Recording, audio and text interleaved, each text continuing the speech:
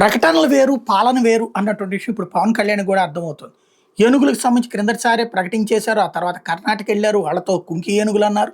తెచ్చేసామన్నారు. ఇక్కడ రెడీ అన్నారు. తీరా చూస్తే మొన్న చంద్రబాబు గారే స్వయంగా చెప్పుకున్నారు. కుప్పంలోనే అక్కడ ఉన్నటువంటి వ్యక్తి చనిపోవడం దగ్గర నుంచి అనేకం ధ్వంసం అవుతూ ఉంటాయి. ఏమన్నా చేయగలిగారా అంటే ఏమీ తెలీదు.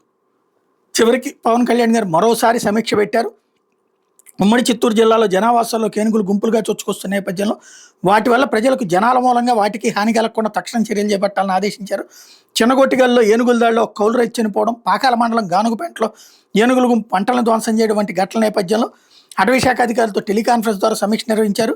ఇలాంటి ఘటనలు జరగకుండా చూసేందుకు అటవీ శాఖ అధికారులు అప్రమత్తంగా ఉండాలని సూచించారు. ఏనుగుల మందలు ఒంటరిగా ఏనుగులు ఎటు వెళ్తున్నాయో ట్రాక్ చేయడానికి సాంకేతికత వినియోగించాలన్నారు.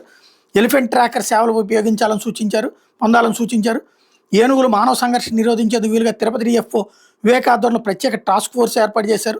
చిత్తూరు డిఎఫ్ఓ ఎస్ భరణి, పీలేరు, తిరుపతి డిఎఫ్ఓలు, తిరుపతి సబ్ డిఎఫ్ఓలతో పాటు బాకరపేట, వనపక్కం, చిత్తూరు తూర్పు, చిత్తూరు పశ్చిమ పరిధిలోని రేంజ్ది అధికారులు 10 మంది ఎలిఫెంట్ ట్రాకర్స్ని ఈ టాస్క్ ఫోర్స్లో సభ్యులుగా నియమించారు. ఇంతకు వాళ్ళందరూ ఇప్పటికే ఉన్నారు, ఎప్పటికే ఉంటారు. కానీ సమస్యల్లా ఏనుగులు బయటికి రాకుండా ఉండాలంటే అడవి లోపల మేత ఉండాలి, అడవి లోపల నీళ్లు ఉండాలి. అవి ఉంటే ఇక్కడికి ఎందుకు వస్తాయి? అది అసలు ఆలోచించాల్సింది. మనం నేల విడిచి సాము చేస్తున్నామో ఆలోచించుకోవాల్సింది.